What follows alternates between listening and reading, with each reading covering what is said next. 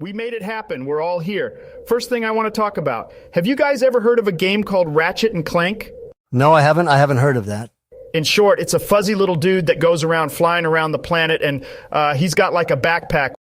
Well, his friend is a backpack, but a robot. I just think it's really cool. He's a cat on two legs, and his backpack friend has a bunch of gadgets and kind of reminds me of Lex.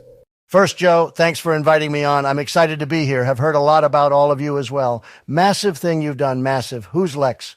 Lex Fridman, big podcaster, great guy. Think he's autistic. I'm not too sure anymore because it looks like he's got game, but even so, nothing wrong with any of that. Yeah, Lex is great. His pirate podcasting with all sorts of people I think will be looked back on quite fondly. Ah, I see. Sounds like a great man, a great man. We'll have to introduce me sometime. We'll bring him into the White House in a few years. Back to Ratchet and Clank. What do you think of the concept of flying around and saving the universe in sort of a pirate ship like you said, Elon?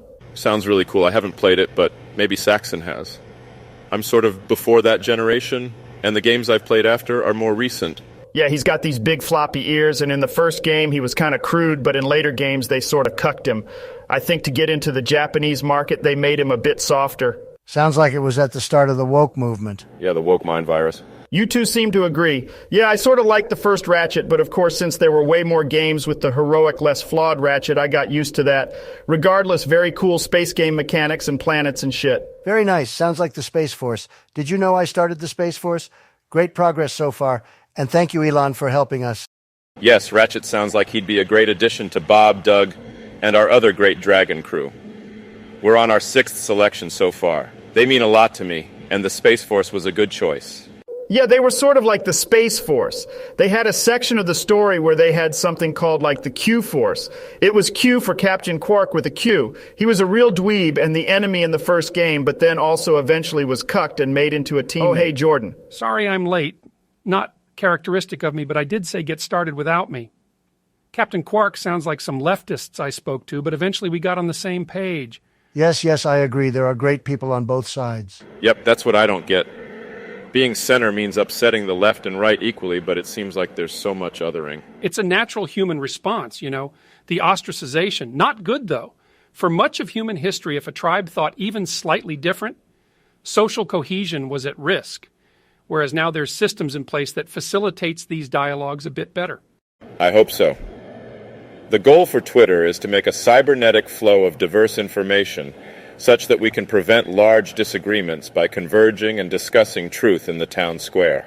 Oh yes, in the third Ratchet and Clank there was a town square in Starship Phoenix. It was like a big ship, but every planet had a little town that was pretty immersive. You really like this game, don't you? I like a man that knows what he likes. What was the storyline of the third game? Well, it's hilarious. In the United States it was called Up Your Arsenal, and there are so many weapons you can get and upgrade. You know what, now that I think of it, they should work with my friends at Black Rifle Coffee. Anyway, in the third game, there were these blob guys. Oh my, you're talking about Ratchet and Clank. Hope you don't mind if I interject.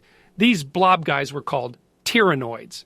I find it a great game because it represents the tyranny of monolithic and forced thinking.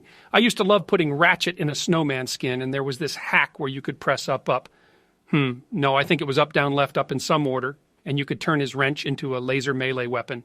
That sounds so cool. Starlink uses lasers. Starlink is a boon to the United States. Thank you for that, Elon. Oh yes, in Ratchet and Clank, there was this super small planet called, what was it? I believe Obani Gemini, and there were so many satellite dishes. It was a great world, and you could bounce so high. Yes, and the music was fucking funky too. Sounds like a great place, a great place.